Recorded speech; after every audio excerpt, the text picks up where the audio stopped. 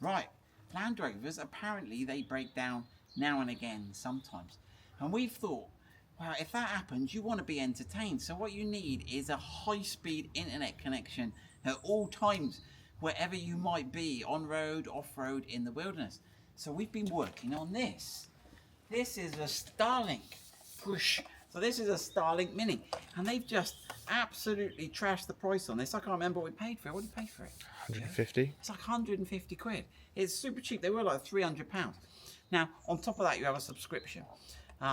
Now in France, I'll pay like 30 euros a month, but in the UK, it's like 50 pounds a month for the mobile one, and the French one is fixed. So we have come up with a way of mounting it. Now, to be fair, you could buy this and you could chuck it on the floor and it would work. But if you're camping or whatever, that's a bit messy, and we don't like that, do we? So we have designed our own Starlink mount system, and we are going to show you that in the video today. And we're going to talk a bit more about Starlink, how much power it consumes, and where you can get your power from for your Starlink Mini. Right, so let's have a look. What has Joe, this has been Joe, the summer intern's work. It's been your mission, hasn't it, Joe? Yeah. And he's done a really good job, with some input from me. Right, so we have designed these, for we picked the cars that are most likely to break down. So we've designed it for the new Defender. You've also done it for the new Defender crossbars, because we've done it for the Expedition Wrangler crossbars. And you've also done it for the Disco 3 and Disco 4 crossbars, because apparently they break down too. So there we go. Right, so what have we got here? So we've designed this little, and this looks simple, but believe me, we've been through some pain on this one, haven't we? So this is a little insert, and you've got the hole there because this tightness screw needs, and you've got this now.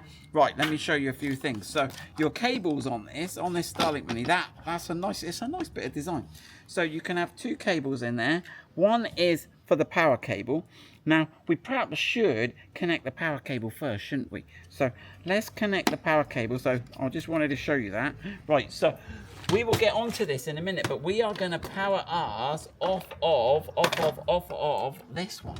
Okay, so we are going to, so one thing, we'll get onto it now. So you can see this is going to clamp on the roof bar.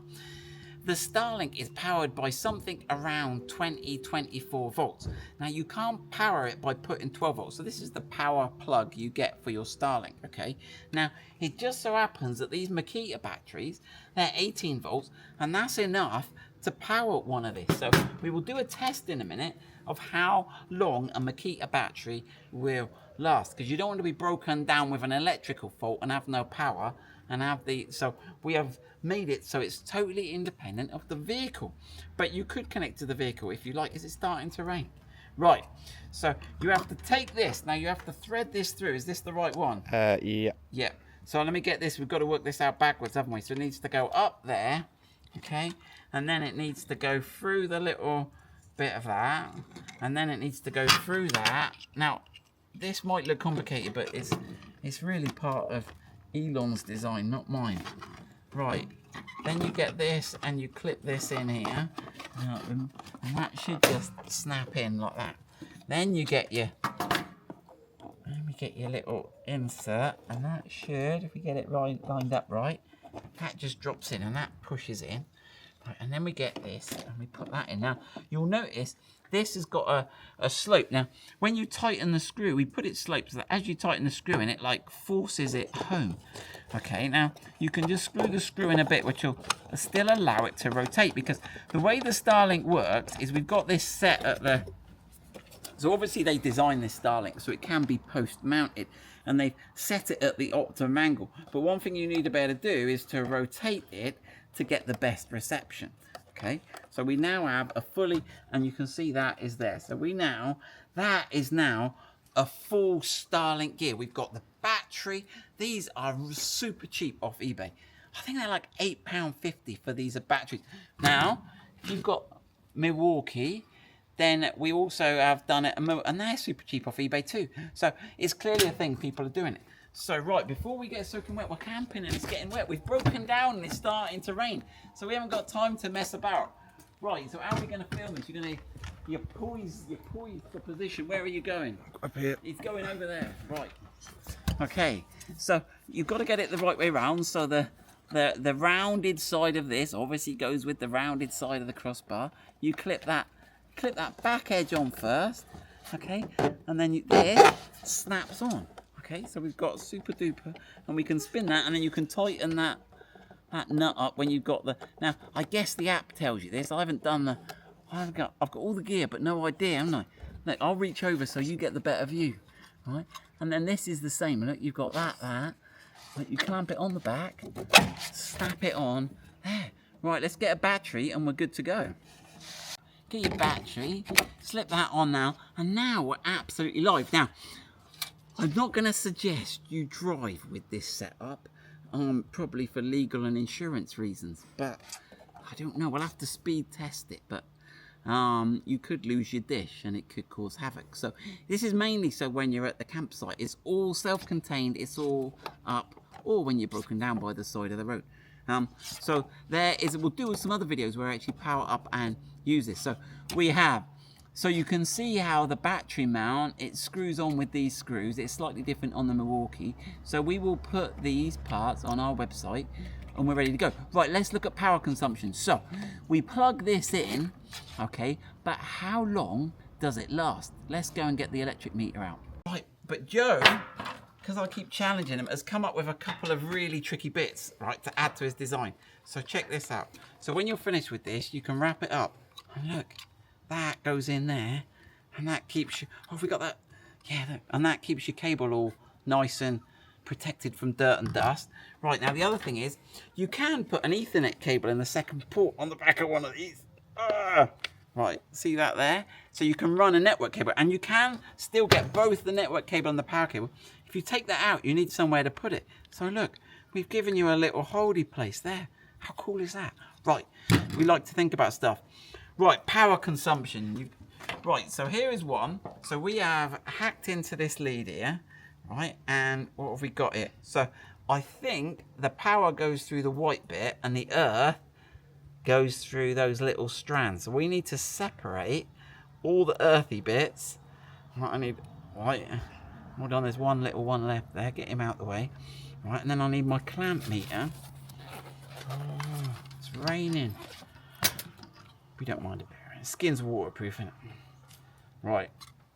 Okay, so let's turn this on to DC current. Okay. Clamp that round there. Right. So that is now measuring current. Now what we could do, right, it looks like I need to zero it. Let me get it the right way round for you. Right, so let me just zero that. Okay, so that is now not doing anything. It's not. Now let's see what happens if I connect this to the Starlink Mini. So put it in here. Oh, it's going to really get... Now, yeah, it's going to do nothing until we get a battery. Good point, right? And that's work a battery on it. Okay, so what's it taking? Now, we can just see there how stable it is. It's going up a bit. 1.6. So this sets up a Wi-Fi network for you that don't know. As soon as this has got power, there's a Wi-Fi network that you can join. And then if you've paid your subscription, you'll have what? We've got 1.7. Is it going to stick around 1.7? 1.8? 1.7. It seems to be fairly stable now. Oh, sorry. Did that? Oh no, it went down a bit. So let's assume. Oh, it's all over the place. It's pulsing in and out. Now maybe this is searching for it, but let's take it as 1.7 as an average, right? We'll leave that going, and let's go to the magic whiteboard, shall we? So, right, that battery I'm pretty sure was a 3 amp hour battery, okay? And we are taking 1.7 amps, okay? So that will give us roughly two hours. So 3 amp hours will give you 3 amps for 1 hour, it'll give you 1.5 amps for 2 hours, etc. So that is close enough. I'm going to say that battery will give you 2 hours of internet. Now, one last thing I wanted to show you. So, if you're on the road, you can buy, again, relatively inexpensively, these car chargers. So in the back of the Defender, we've got a cigarette lighter socket. So you can plug in to the cigarette lighter socket at the back here, and you can be charging as you're going. So you keep one of those charging, and then you can have completely independent. Now, when we're camping with the Defender, one thing it likes to do is drain the battery. So having the Makita option, you know, you can guilt-free, not worry about getting that low battery warning, use the internet. Right, let me know your thoughts, and be nice to Joe, because he'll be reading these when he's back at university. Right, well done, Joe.